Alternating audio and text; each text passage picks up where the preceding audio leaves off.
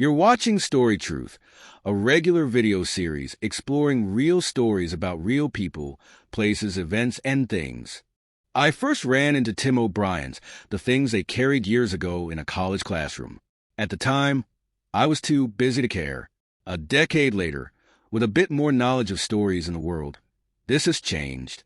O'Brien introduced us to the dueling concepts of happening truth and story truth. The cold, hard facts are things that might be objectively reviewed and filed away, and they are the happening truth. When these facts are absorbed in the moment, as well as in the future, through lenses, emotions, and psychological baggage, and thought upon introspectively, they become more important to us and tied into our subjective thoughts, feelings, and realities. These are the story truths, and the inspiration for video series on YouTube and elsewhere. A few years back, I discovered Mongolian heavy metal via The Who, and I was reminded of what Marx had to say about the violent, traumatic, and painful elements of cultural and economic exchange. The Communist Manifesto 1848 reads, "The cheap price of its capitalism's commodities are the heavy artillery with which it batters down all Chinese walls, with which it forces the barbarians' intensely obstinate hatred of foreigners to capitulate. It compels all nations, on pain of extinction, to adopt the bourgeois mode of production. It compels them to introduce what it calls civilization into their midst, i.e., to become bourgeois themselves." Karl Marx astutely recognized the powerful heavy artillery-like force of capital and the capitalist mode of production, and he predicted somewhat the era of globalization we are now familiar with. What Marx didn't recognize and failed to articulate in his philosophical, political, and economic writing was the enticing nature of capitalism, both in good times and bad. He also failed to understand the rather adaptive nature of capitalism, especially among those regions of the world where it was a foreign transplant, which developed deep roots and new varieties. Marx never foresaw the Leninist bastardization of Marxist thought that would come with Vladimir Lenin in Russia and its satellites and would be adopted and adapted to specific contexts throughout the developing world by Leninist parties like the Chinese Communist Party, among others. He would never see the poverty of the so-called socialist/communist world.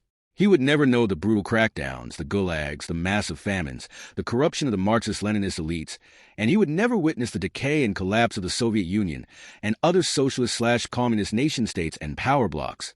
He would never see the poverty of the so-called socialist/communist world. He would never know the brutal crackdowns, the gulags, the massive famines, the corruption of the Marxist-Leninist elites, and he would never witness the decay and collapse of the Soviet Union and other socialist/communist nation-states and power blocs.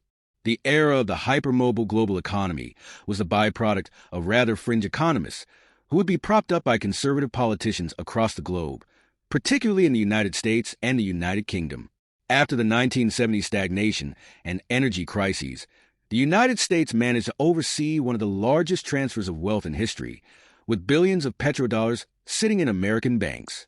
Milton Friedman, the Chicago School, Friedrich Hayek, and trickle-down economics were etched into the collective imagination. The hypermobile economy espoused the free market, open borders, unregulated trade, and transfers of wealth once unimaginable in the post-war, i.e., post-World War II, era established under agreements like the Bretton Woods Agreement. Heavy metal is, originally, seen as a sort of American or at least a Western invention. However, as the global economy spread its tendrils across the planet, so did the cultural artifacts of the Western world. Rap, hip-hop, rock, and even metal began to saturate those societies once closed off to Western or American influences. Like any form of cultural intercourse, there was give and take. The seeds of hip-hop, rap, techno, rock, and metal formed into new varieties, sharing lineage with Western varieties, but also a unique blend of indigenous sounds, languages, instruments, and concerns. One of my first forays into non-Western metal came with a group named The Who, a Mongolian metal/folk band, who were a huge hit on YouTube just before releasing their album, The Jarrett. The Who were a quick realization of Marx's observations concerning the power of capital and the capitalist mode of production. Mongolia, a little-known place in the world, aside from Chinggis Khan and his Mongolian armies too, has succumbed to the power of capital in the 21st century. Although wealth and comfort are now staples of some who live in Mongolia, the new Mongolia is a product of the times. Mining in Mongolia has brought unparalleled prosperity, growth, and development. It has brought Western ideas and culture to Mongolia, which in turn has influenced the creation of a rather unique brand of Mongolian metal/folk music in the form of groups like The Who. I find this fascinating. However, I cannot imagine what has been lost for the Mongolian people. What has history given them? What has been forever lost? What contradictions exist in this society that is both old and respected, and reformed by the changes of the last 30 or so years? What Marx got right is a bit harder to nail down here. Marx, in his ever-nuanced way, showed the power of capital. Yes, but he also managed to explain that the spread of capital and the capitalist mode of production is not necessarily a peaceful or painless process. The contradictions and the nostalgia explored in The Who's lyrics are indicators that globalization and the hypermobile global economy aren't as painless and benign as many of us have been led to believe. Moreover, modernization, with all its wonders, is sometimes hollow in what it offers to the spirit of a people. It strips cultures of their institutions that generate meaning and purpose. It robs people of their traditional lifestyles, offering up consumerism, financial prosperity of a sort, and a disconnection with the past. When all that fails, tradition, culture, and history become commodities sold to those who can afford to buy them. While we must be careful of nostalgia and nostalgic tendencies, The Who, among others, shows us that modern amenities, globalization, and the ever-expanding capitalist mode aren't always as fulfilling in the end. Sometimes, just sometimes, we seek out meaning and purpose. Although the market, especially with its nostalgianomics, offers a taste of things lost, of lifestyles of yore, all for a price, of course, it also offers the keys to its own demise. The Who's music, while not necessarily native to Mongolia, is an example of how people seek out purpose, meaning, and connection with tradition and the past, whether imagined or otherwise, using the market and its cultural and social assets.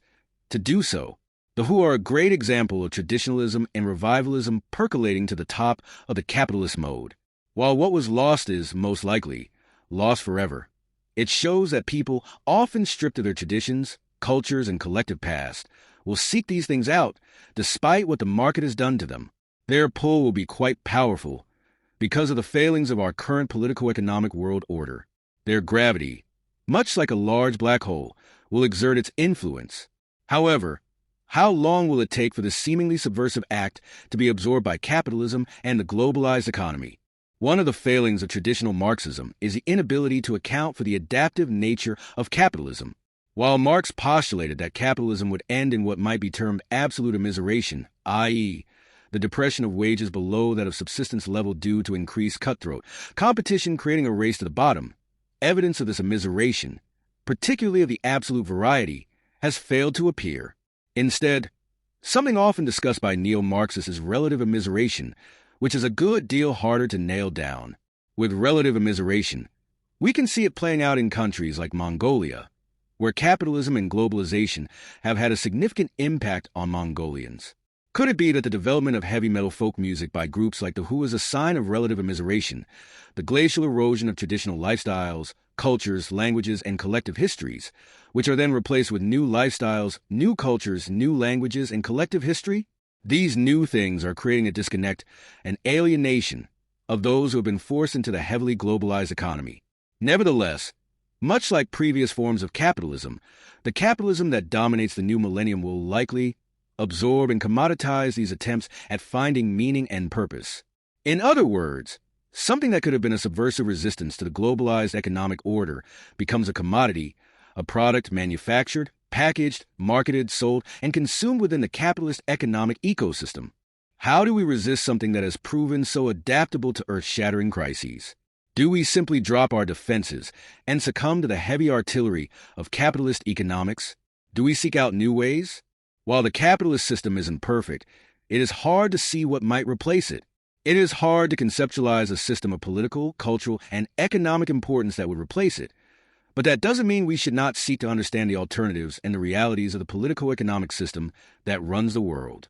Although I am far from what you would deem a Marxist or even a neo-Marxist, I think Marx and other like-minded individuals have brought up important concerns that need to be addressed, so we can understand people, their societies, and their cultures in broader contexts of global history, globalization, and cultural evolution. This is Story Truth, an exploration into real stories about real people, places, events, and things.